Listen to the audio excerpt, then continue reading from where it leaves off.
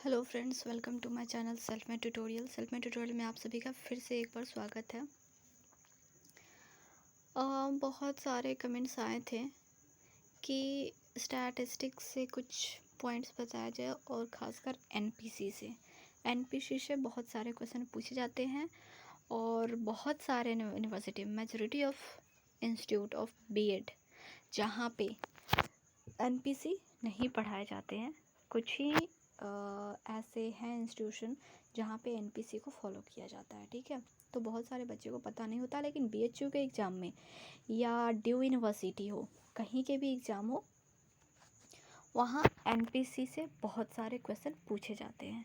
तो चलिए हम देखते हैं। आज मैंने कुछ आपके लिए कुछ नोट्स अवेलेबल करवाए हैं। ठीक है, मतलब नोट्स तो हमें मिल चुके हैं, किसी ने बच्चे ने बनाया था, तो मैं यहाँ पे कोशिश करूँगी आपको अच्छे से बता दूँ और आप भी मैनेज करने की कोशिश कीजिएगा। जो हैंड राइटिंग है वो समझने की कोशिश कीजिएगा। ओके, तो चलिए देखते हैं। ये नोट्स मैंने ही बनवाए थे, तो चलिए।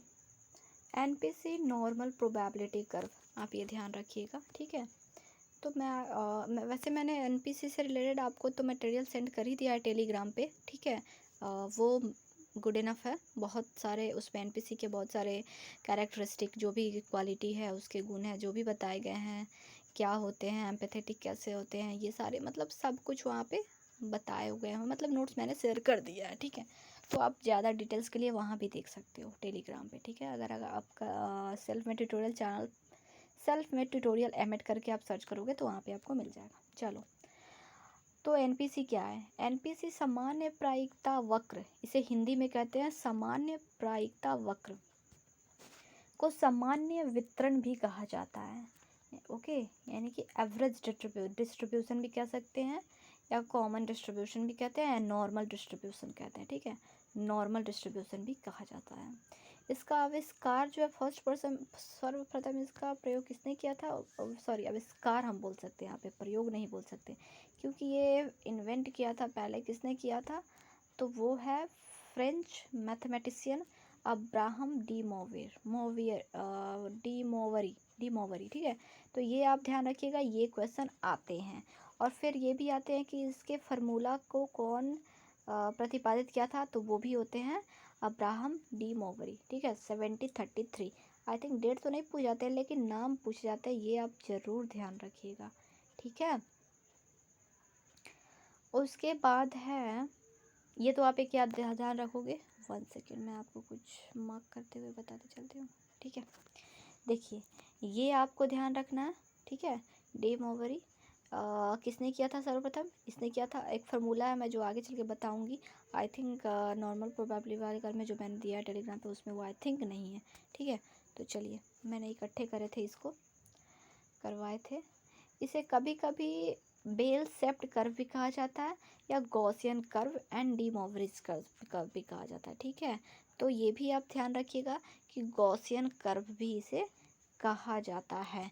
ये आपको एग्जाम्पल में पूछ सकता है कि बेल सेप्ट कर्व, गॉसियन कर्व, या डी मोवरीज कर्व, और एक और कुछ नाम बोल सकता है, बोलेगा इसमें से एक जो ऑड है उसको छांटे। ठीक है, तो वहाँ पे आपको ये कन्फ्यूजन करता है। यहाँ पे इसमें का एक एक पॉइंट आपके लिए इम्पॉर्टेंट है। ठीक है, चलिए नेक्स्ट देखते हैं। नॉर्मल प्रोबेबिलिटी कर्व वह सिमेट्रिकल कर्व है जो मध्य में सबसे अधिक ऊंचा होता है तथा क्रमशः दोनों किनारे की ओर घटता जाता है, पर आधार से नहीं मिलता। यानी कि मैं यहाँ पे आपको बताऊँ, अगर डायग्राम, वैसे डायग्राम तो नीचे दिया हुआ है, मैं चलो बताती हूँ कि नॉर्मल, आई थिंक नहीं दिया हुआ है। ओके, मैं करती हूँ। नॉर्मल प्रोबेबिलिटी कर्व वह कर्व है जो, ऐसा कर्व है जो हाईएस्ट पॉइंट, इसका मिडिल का जो पॉइंट होता है, वो हाईएस्ट फ्रीक्वेंसी जो होती है इसकी, उसमें मिडिल जो होती है, मध्य जो मिड जो होता है, मिड पॉइंट जो, वो हाई फ्रीक्वेंसी का होता है। ठीक है, तो ऐसे होते हैं, ऐसे नहीं होते हैं, ऐसे होते हैं। ठीक है, वो होता है, और दोनों किनारे की तरफ ये घटता जाता है यानी कम होती, इसकी फ्रीक्वेंसी कम होती जाती है, ठीक है। पर आधार से नहीं मिलता, ये जो आधार है, एक्सिस है ये, इस पे कभी भी नहीं मिलेगा, अनंत चला जाएगा, इनफाइनाइट हो जाएगा, लेकिन ये कभी मिलेगा नहीं। तो ये भी आपको एक पूछ सकता है, आपको ऊपर की तरफ नहीं जाता है, सॉरी मैं फिगर में ड्रॉ कर रही हूँ तो वो हो रहा है, तो बराबर ही होता है, लेकिन ऐसे होता है, ठीक है। तो कभी भी क्या होता है, वो इसके बेस से कभी भी नहीं मिलता, ठीक है। इसका आकार घंटे की तरह होता है, ये आपको समझ आ गया होगा कि वो घंटे की बेल से बोल रहा है। सामान्य विभाजन को बाइनोमियल विभाजन के रूप में भी जाना जाता है, बाइनोमियल विभाजन भी कहा जाता है, बाइनोमियल विभाजन, ठीक है, बाइनोमियल विभाजन, ये भी आप ध्यान रखिएगा। यह सिमेट्रिकल होता है, इसका एक अर्ध भाग दूसरे के समान, अर्थात एक अर्ध दूसरे अर्ध के पूर्ण प्रतिबिंब होता है, इसीलिए इसे सिमेट्रिकल कहा जाता है, ठीक है। सिमेट्री आपने पढ़ा होगा, सिमेट्रिकल, जो आप बायोलॉजी के स्टूडेंट होंगे उन्हें पता होगा कि सिमेट्रिकल या सिमेट्रिकल बॉडी जो पढ़ाए जाते थे।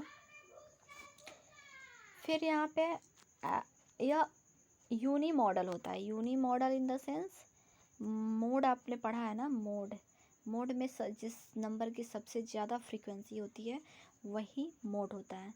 तो ये कहने का इन द सेंस कि सबसे ज़्यादा फ्रीक्वेंसी तो मिड पे होती है, तो एक ही मतलब फ्रीक्वेंसी है ना इसकी, एक ही स्कोर की ना फ्रीक्वेंसी सबसे ज़्यादा है, तो इसीलिए इसे यूनी मॉडल कहा जाता है। चलो अब कुछ देख लेते हैं डेफिनेशन अकॉर्डिंग टू, वैसे भी आपके ये काम करने हैं बट मैं बता दे रही हूँ। NPC is a well defined, NPC is a well defined, well structured mathematical curve having a distribution of 3 scores, mean and standard deviation, one of the curve itself, curve जो है इटसेल्फ है, is a mathematical conception, ठीक है। एक तो ये जो होता है ना, इतने नए पॉइंट कंसेप्ट है ना जो आपको पता ही नहीं होंगे, तो ये ऐसे, तो ये होगा मीन, ठीक है। और यहाँ से ये कितने पे विचलित हो रहे हैं, कितना मार्क्स पे, स्कोर पे विचलित हो रहे हैं, ये आपके स्टैंडर्ड डेविएशन होते हैं, 1 sigma 2 sigma 3 sigma, 1 sigma 2 sigma 3 sigma, ठीक है। तो ये डेविएशन होते हैं, यहाँ से यहाँ तक जो डेविएट हुआ, कितना डेविएट हुआ एक स्कोर जो है कितना डेविएट हो रहा है, तो ये होते हैं एक कर्व। एनपीसी पूर्णतः परिभाषित एवं संगठित गणितज्ञ वक्र मैथमेटिकल कर्व है, जिसमें प्राप्तांकों को 3 भागों में विभाजित किया जाता है, औसत, मानक विचलन तथा वक्र ही अपने आप में गणितज्ञ धारणाओं में से एक है। अब देखिए यहाँ पे नॉर्मल प्रोबेबिलिटी इक्वेशन, आपको 2 टाइप्स के इक्वेशन मिल सकते हैं, यहाँ पे कुछ टाइप्स के इक्वेशन मिल सकते हैं, ठीक है। यहाँ पे 3 है, जैसे कि सॉरी, ओके, देखो, एक तो हो सकता है ये, ठीक है, Z equal to, Z score होता है जो सिग्मा 1 सिग्मा 2 सिग्मा 3 होते हैं, उसे जेड स्कोर से हम ज्ञात करते हैं। तो यहाँ पे जेड जो हो गया, हो जाएगा एक्स माइनस एम, एम जो होता है सैंपल के लिए, और म्यू जो होता है पूरे पॉपुलेशन के लिए, म्यू का हम निर्धारण करते हैं, ठीक है। तो एक्स माइनस एम, एक्स जो होता है वो स्कोर होता है किसी बच्चे का, 6 स्कोर हो जाएगा, 60 मतलब स्कोर होता है, एम मीन होता है, ये स्टैंडर्ड डेविएशन होता है सिग्मा, और डी एक्स बाई सिग्मा भी हो सकता है, ठीक है।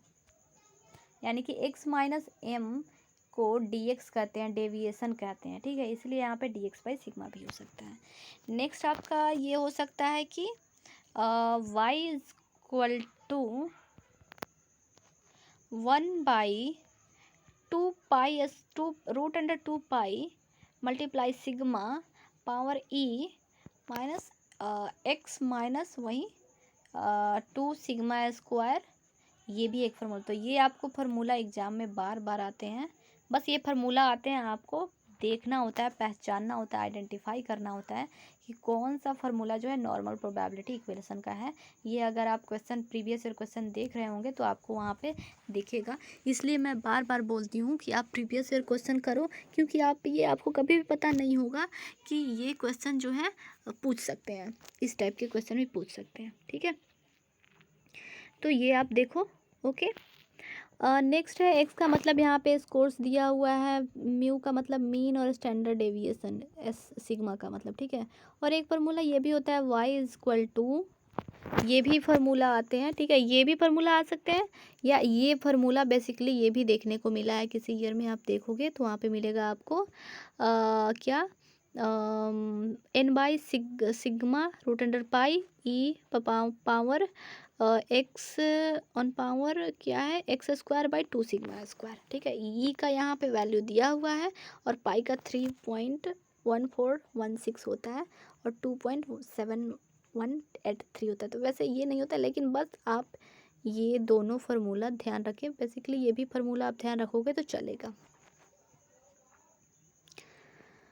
नेक्स्ट है जेड जो होता है ट्रांसफॉर्मेशन होता है। Okay, characteristic of normal probability curve, अब यहाँ पे आप देखोगे कि क्या है, यह एक सिमेट्रिकल कर्व है। आपको मैंने बताया कि दोनों पार्ट जो होते हैं सेम होते हैं। इसमें केवल एक बहुलांक होता है जिन्हें मोड होता है, जैसे मैंने आपको बताया बहुलांक यानी बहुलक जो हम करते हैं तो उसके अंग जो होते हैं बहुलांक। इस वक्र की ऊंचाई मध्य में सबसे अधिक होती है, मध्य में यानी मीड पे यानी मीन, और यह क्रमशः किनारों की ओर कम होती जाती है। यह एसिम्पटोटिक, सॉरी एम्पैथेटिक मैंने बोला था, सॉरी, एसिम्पटोटिक होती है। यह एसिम्पटोटिक होती है यानी कि अनंत स्पर्शी होती है, या कभी भी आधार से जो मिलती नहीं है, एसिम्पटोटिक, ठीक है। ये भी आपको एग्जाम्पल में पूछ सकता है या किसी भी में पूछ सकता है, कैरेक्टरिस्टिक अपने ये ध्यान रखिएगा। अर्थात यह वक्र आधार की ओर बढ़ता है एक्स एक्सिस पे और उसे स्पर्श नहीं करता, क्योंकि वक्र की सीमाएं नेगेटिव यानी माइनस इन्फिनाइट से प्लस इन्फिनाइट तक दायरा रखती है। इसीलिए क्रियात्मक परियोजना हेतु यानी कि हम जो व्यवहार में या जो कुछ हमारे काम होती है उसके लिए, प्रैक्टिकल वर्क के लिए हम सीमाएं z-3 से z+3 अर्थात -3 सिग्मा से +3 सिग्मा तक ही रखते हैं। यहाँ पे आप दे सकते हो, ये एक नॉर्मल प्रोबेबिलिटी कर्व है इनफिनाइट सिग्मा से, ये एम्पटोटिक का एक यहाँ पे रिप्रेजेंट कर रहा है इसकी विशेषताओं को। इस वक्र में केंद्रीय प्रवृत्ति के माप दो समरूप भागों में विभाजित करते हैं। केंद्रीय प्रवृत्ति के माप जो है दो समरूप भागों में विभाजित करते हैं, अर्थात मीन, मीडियन एंड मोड इस वक्र के मध्य में पड़ते हैं, ठीक है, मिड पॉइंट पे पड़ते हैं तीनों। अगर पूछेगा कि नॉर्मल प्रोबेबिलिटी कर्व में मीन, मीडियन, मोड का पोजीशन क्या है, तो तीनों इक्वल है, तीनों एक ही साथ रहते हैं। मेसोक्यूटिक आपको बाद में पता चलेगा।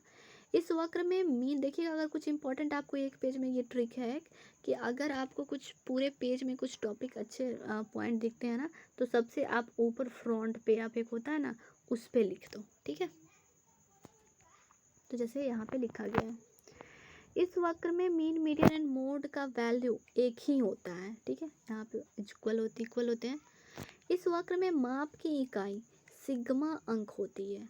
जब भी हम इस वक्र से संबंधित गणना करना चाहते हैं, इस माप की इकाई क्या होती है, तो सिग्मा होती है। और जब इस वक्र से संबंधित गणना करना होता है तो स्कोर को जेड या सिग्मा नंबर्स में परिवर्तित करते हैं। ये भी आप ध्यान रखिएगा कि जब भी हमें इससे एनपीसी से अगर आप रिलेटेड कोई भी मैथमेटिक्स पूछे, न्यूमेरिकल्स पूछे, तो उसको पहले हमें जेड स्कोर में या सिग्मा नंबर्स में परिवर्तित करते हैं।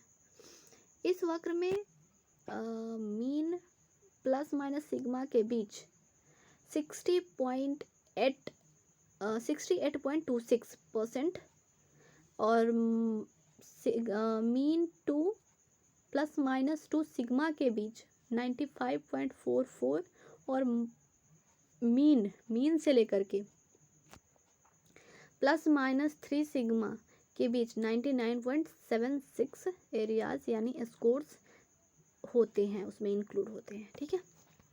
अब यहाँ पे आप देख सकते हो, आपको कैसे एक नंबर है जो आपने इसे एक नंबर के रूप में, आपको मोबाइल नंबर एक चंक के रूप में हम याद करते हैं ना, वैसे ही आप यहाँ पे याद कर सकते हो। लाइक कि +-1 सिग्मा, यहाँ पे देखो, यहाँ पे आपको मैंने लिखा हुआ, पता नहीं लिखा हुआ है दिख रहा है कि नहीं आपको।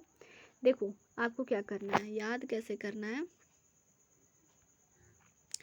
याद करना है यहाँ से लेकर के यहाँ तक कितना है 68 पॉइंट कितना था 26, यस इतना था। यहाँ पे लिखा हुआ है, सॉरी यहाँ पे लिखा हुआ है कैसे इतना परसेंट कैसे उसमें विद्यमान थे, यानी कि इतना के बीच बच्चों की संख्या जो कितनी होगी परसेंट होगी 68.86% होगी इतना बीच, ठीक है। यहाँ से यहाँ तक कितना क्या होगा 95.44% बच्चे की उपस्थिति होगी, और यहाँ से यहाँ तक क्या होगा 99.72% बच्चों की उपस्थिति होगी, ठीक है। तो यहाँ पे आप देख सकते हो कि आप ऐसे भी याद कर सकते हो 682695449972, ओके। आपको ये भी ध्यान रखना है, या ये याद कर सकते हो सिर्फ एक साइड का 34 13 59 यानी 59 1240 और 040। आप ऐसे भी एक 34 13 13 59 12 14 ऐसे आप याद कर सकते हो, 34 13 13 59 12 14 नंबर के रूप में आप याद कर सकते हो। और ये आपको एग्जाम में पूछ सकता है कि इतने इतने के बीच में कितने परसेंट है, इतने के इतने से इतने लेकर सिग्मा के बीच कितने परसेंट स्टूडेंट विद्यमान हो सकते हैं, ठीक है। चलो नेक्स्ट चलते हैं। इसमें कोफिशिएंट ऑफ स्क्वीनेस जो होता है शून्य होता है, यानी विषमता गुणांक क्या होता है 0 होता है। यह कर्व एक मैथमेटिकल एब्स्ट्रैक्शन है। एनपीसी के standard deviation, mean deviation and quartile deviation में निम्न संबंध होता है, जैसे आप देख सकते हो 4 सिग्मा 5 ये mean deviation is equal to 6 quartile deviation, 4 5 6 आप ऐसे याद कर सकते हो। एनपीसी का उच्चतम बिंदु मध्य पर केंद्रित होता है।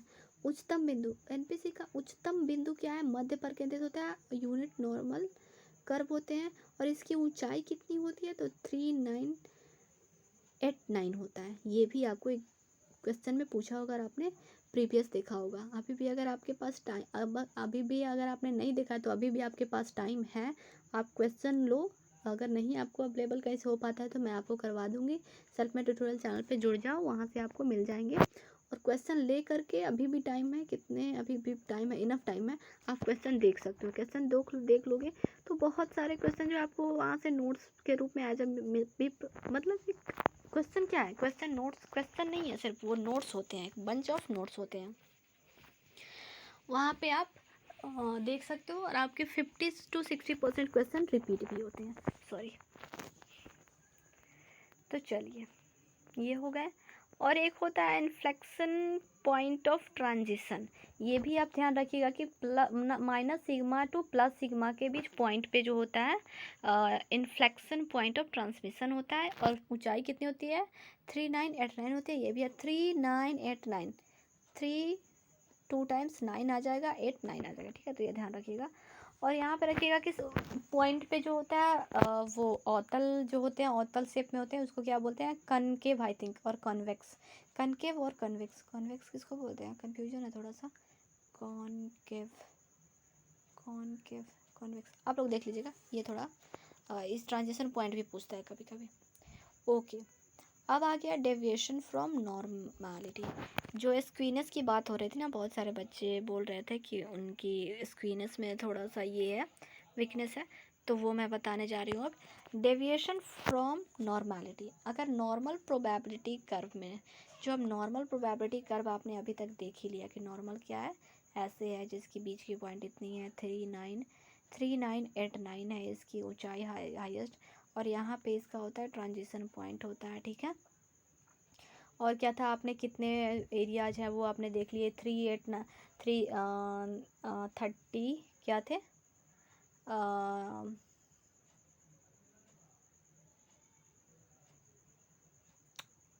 1 सेकेंड, इतना बोल रही हूँ भूल ही जा रही हूँ, यस 34 13, तो वो भी अब आप ध्यान रखिए, ठीक है। तो नॉर्मल हो गया। आप अगर वहाँ से उसमें डेविएशन होता है ज़्यादा, तो यहाँ पे होता है 2 टाइप्स के डेविएशन होते हैं, एक होते हैं स्क्वीनेस एंड एक होता है कुर्टोसिस, यानी विसंगतता और एक कुर्टोसिस होता है। ओके, आप देखेंगे इसका हिंदी में बताऊंगी। स्क्वीनस में हो जाता है, एक पॉजिटिव होता है, एक नेगेटिव स्क्वीनस होता है। और कुर्टोसिस में लेप्टोक्यूटोसिस, मेजोक्यूटोसिस, मेजोक्यूटिक और प्लैटिक्यूटिक होता है, और लेप्टोक्यूटिक होता है। ठीक है, तो आप इन पांचों नाम को भी ध्यान रखेंगे, दोनों के और दोनों के सब टाइप्स को भी। ठीक है, अब यहाँ पे देखिए नॉर्मल डिस्ट्रीब्यूशन और नॉर्मल प्रोबेबिलिटी कर्व में मीन, मीडियन, मोड मध्य में एक ही बिंदु पर पड़ते हैं, और इसके दाहिने तथा बाईं ओर वक्र का समान भाग रहता है। ठीक है, वक्र का। और अगर किसी डिस्ट्रीब्यूशन में मीन एंड मीडियन का वैल्यू भिन्न है तो वे वक्र में अलग अलग स्थान पर पड़ते हैं, इसे स्क्वीड कहा जाता है। ठीक है, तो पॉजिटिव स्क्वीनेस, जब वितरण में अधिकांश अंकों का जमाव, यानी बहुत सारे मार्क्स जो हैं नेगेटिव पोल पर हो, यानी नेगेटिव पोल कौन सा है, मैंने आपको बताया था कि ये जो हो गया नॉर्मल प्रोबेबिलिटी कर्व, और ऐसे हो गए, और ज़्यादा ये हो गए नॉर्मल, मैं बता रही हूँ ऐसे -1, यहाँ पे -2, -3 सिग्मा, +1, +2, +3 सिग्मा हो गए, तो इधर माइनस पॉइंट आ रहे हैं। ठीक है, तो आपको यहाँ पे स्क्वीनस की ये बात बताई जा रही है कि जब ज़्यादा जमाव, यहाँ पे एक मान सकते हैं यहाँ पे कि YX, तो ज़्यादा जमाव जो है इसकी तरफ हो नेगेटिव, तो देखिए स्क्वीनस आ गया ना, दोनों की तरफ सिमेट्रिकल की जो हम बात करते हैं वो नहीं है, तो ज़्यादा जमाव यहाँ पे आ गया, ज़्यादा बच्चों की नंबर कितनी आई है, नेगेटिव में आई है। यानी कि एक आप यहाँ पे बता दूँ कि परीक्षा क्या है, हार्ड है, तभी तो नेगेटिव में आई है ना, सारे बच्चों का मार्क्स इतना तो नेगेटिव में है, और इसे होता है नेगेटिव स्क्वीनस की बात करते हैं। ठीक है, नेगेटिव पोल पर होता है जो क्रमशः पॉजिटिव पोल की ओर कम होता चला जाता है, तो इसे पॉजिटिवली स्क्विड कहा जाता है। यानी कि जब ज़्यादा मार्क्स जो है नेगेटिव की तरफ हो, और यहाँ पे जो स्क्वीनेस हो रहा है वो पॉजिटिव की तरफ हो रहा है, यानी कि बिखराव की तरफ हो रहा है, पॉजिटिव की तरफ, तो क्या हो जाएगा, वो पॉजिटिवली स्क्वीड हो जाएगा, यानी कि परीक्षा जो होता है हार्ड होता है, और पॉजिटिव की ओर कम होता चला जाता है, पॉजिटिवली स्क्वीड होता है। ऐसे डिस्ट्रीब्यूशन में mean value, median and mode, mean value जो होता है, जो मीन है, mode median value and mode से अधिक होता है, तो क्या हुआ, मीड अगर सारे बच्चे यहाँ पे आ गए तो मीड क्या हो जाएगा, मीन वैल्यू मीन से अधिक होता है। ठीक है, ये हो गया, और बाईं ओर होता है। ठीक है, बाईं ओर होता है। ठीक है, यहाँ पे अब दूसरा देखते हैं नेगेटिव स्क्वीनेस, जब डिस्ट्रीब्यूशन में अंकों का जमाव धनात्मक छोर पर अधिक हो तो उसका झुकाव क्रमशः ऋणात्मक छोर की तरफ बढ़ता है, तो उसे ऋणात्मक विषमता कहते हैं। ऐसे डिस्ट्रीब्यूशन में मीडियन एंड मोड मीन के दाहिनी ओर पड़ते हैं। ऐसी स्थिति में तब आ सकता है, मीन जो है मीडियन एंड मोड के दाहिनी ओर, मीन के दाहिनी ओर पड़ते हैं। ऐसी स्थिति में तब आ सकता है जब कोई परीक्षण बहुत सरल और अधिकांश लोग इसमें उच्च अंक प्राप्त करते हो। तो देखिए यहाँ पे ऐसे आ गए, यहाँ पे कुछ फॉर्मूले दिए हुए हैं, फॉर्मूले भी आपको पूछे जा सकते हैं कि कुर्टोसिस का कौन सा, देखिए यहाँ पे फॉर्मूले हैं, तो यहाँ पे आपको फॉर्मूले कुछ पूछे जाते हैं, तो ये पूछता है हमेशा, पिछली बार भी पूछा है कितने ईयर्स में, आपने देखा होगा, kurtosis equal to Q by P90 percentile, ये पूछ रहा है P90 परसेंटाइल 90 माइनस परसेंटाइल 10। अब एक स्क्वीनस की ये भी फार्मूला आता है कि ये भी पूछा हुआ है, अगर मुझे आपको लग रहा होगा कि मैम सिर्फ क्वेश्चन की बात करती हैं, ये वो आ गया है नहीं आया है, तो आप क्वेश्चन देख सकते हैं। 3 × mean minus median by sigma, ये क्वेश्चन पूछा हुआ है। हाँ, ये क्वेश्चन आई थिंक ये क्वेश्चन नहीं पूछा है, लेकिन गलत ऑप्शन में ये करके दे देता है कि कौन सा ऑड है कौन सा इवन है, तो उसमें भी ये 2-4 पूछ देते हैं। ठीक है, तो देखिए यहाँ पे बताया गया है स्क्वीनस स्टैंडर्ड डेविएशन ऑफ डिस्ट्रीब्यूशन, ये वो, चलो देख लो आप। अब यहाँ पे हम कुर्टोसिस की बात करते हैं, एनपीसी का ऊर्ध्वाधर विचलन होता है, यानी ऊर्ध्वाधर यानी कि वर्टिकल, ये था हॉरिजेंटली था, अब ये वर्टिकल होता है, और साथ इसमें कर्व सामान्य कर्व की अपेक्षा नुकीला हो जाता है, पीक पे होता है। ठीक है, तो यहाँ पे भी कुछ है, मैं यहाँ पे दिखा रही हूँ, पहले यहाँ पे दिखा दूँ, ठीक है। तो देखो आपको ये ध्यान रखना है, ये तो नॉर्मल हो गया, ठीक है, ये जो पॉइंट जा रहा है नॉर्मल है, ठीक है। लेकिन ये जो है इतना कम हो जा रहा है, इसका वर्टिकल डिस्ट्रीब्यूशन कोटोसिस हो रहा है, इसमें डेविएट हो जा रहा है ये, ठीक है। यानी कि फ्रीक्वेंसी कम हो गई और नंबर बहुत सारे बढ़ गए, यहाँ पे देखो ऐसे हो गए, ठीक है। तो इसमें क्या होता है आपको, ये देखो मतलब चपटा, ठीक है। तो क्या समझोगे आप, चपटा यानी प्लेट टाइप का हो जाता है, तो प्लैटिक्यूटिक, ठीक है। मैं आपको ट्रिक बताती जा रही हूँ, आपको याद होगा। ऐसे आप, एक होता है ना, आइडिया लगा लो, क्लू कर लो, या किसी से उसे एसोसिएट कर लो, तो वो होता है, याद रहता है। तो प्लेट टाइप तो यानी प्लैटिक्यूटिक, और ये लंबा हो गया, ऊपर की तरफ हो गया, ठीक है। तो ये क्या हो जाएगा, लंबा हो गया, जो पिक पे चला गया, जो कर्व है वो क्या हो गया, लंबा हो गया, तो वो लैप्टिक्यूटिक, ठीक है। तो ये आप दो ट्रिक है। और बीच वाला जो होता है मेजोक्यूटिक, यानी मेजो यानी नॉर्मल है। तो नॉर्मल को पूछ सकता है, नॉर्मल डिस्ट्रीब्यूशन को और किस नाम से भी जाना जाता है, तो मेजोक्यूटिक के नाम से भी जाना जाता है, ठीक है।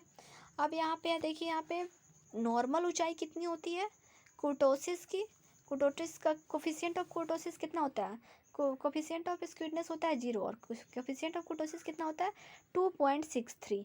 और कभी कभी एग्जाम्पल में पिछले बार 3 भी आया था, तो वो भी आप लगाइएगा 3, ठीक है। तो 2.63 होता है, ठीक है।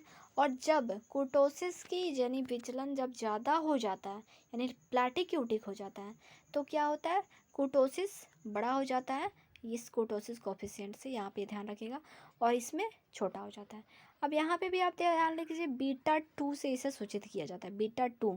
तो β2 इजकल टू 0 आर बड़ा ग्रेटर देन 0, ठीक है। और β2 0 equal to 0 are equal to 0, ठीक है। आर इजक्वल टू β2 भी 0 होगा, β2 ग्रेटर देन 0 लैप्टोक्यूटिक में, और आर भी बड़ा होगा ग्रेटर देन 0। अब beta equal to 0 are equal to 0 mesokurtic में कंडीशन है ये, और β2 less than greater than 0, sorry मैं कंफ्यूज हो गई थोड़ा सा, एक minute. β2 less than 0 and r also less than 0, तो उस टाइम क्या कंडीशन होगा, प्लैटिक्यूटिक। तो आई होप जिनको ये प्रॉब्लम था, यहाँ पे दिया हुआ है प्रमाप विचलन वक्र की चौड़ाई को निर्धारित करता है, ठीक है, प्रमाप विचलन, ओके। स्टैंडर्ड डेविएशन जो क्या है, चौड़ाई को निर्धारित करता है, एनपीसी को। तो कुर्टोसिस इन एनपीसी, ठीक है। तो यहाँ पे इंड होते हैं ये। तो जिन्हें कुर्टोसिस में और एनपीसी में प्रॉब्लम था, आई होप कि आपको समझ में आया होगा और आपको हेल्प मिला हो। अगर हेल्प मिला हो तो लाइक करना ना भूलें। तो अगर आप लाइक करेंगे तो मुझे लगेगा कि आपको समझ आ रहा है, तो मैं कोशिश करूँगी कि कुछ इम्पॉर्टेंट सा पॉइंट आपको अपलोड मतलब पढ़ा दूँ अभी, ताकि आपको एग्ज़ाम में हेल्पफुल रहे। तो वो हमें कहाँ से पता चलेगा कि आप हमें मतलब आप वीडियो को अगर लाइक कर रहे हो, तो यानी आपको समझ में आ रहा है और आपकी अंडरस्टैंडिंग बन रही है। तो वो एक आपका फीडबैक होगा कि हाँ मुझे समझ आ रहा है, तो मुझे ये पता चलेगा कि आपको समझ आ रहा है। तो मैं कोशिश करूँगी कि इस टाइप्स के अगर नोट, क्योंकि ऐसा होता है ना, मुझे पता है कि कॉपी पे बताना उतना अंडरस्टेबल नहीं होता है, खुद से बताओ तो वो अलग होता है। लेकिन मैं अभी आप लोगों के सिचुएशन को देखते हुए, मेरे पास भी टाइम नहीं है, आपके पास भी टाइम नहीं है, तो मेरे पास जो भी नोट्स अवेलेबल हो पा रहे हैं मैं उसके बेस पे करती जा रही हूँ। तो अगर आपको ये वीडियो अच्छा लगा हो, मतलब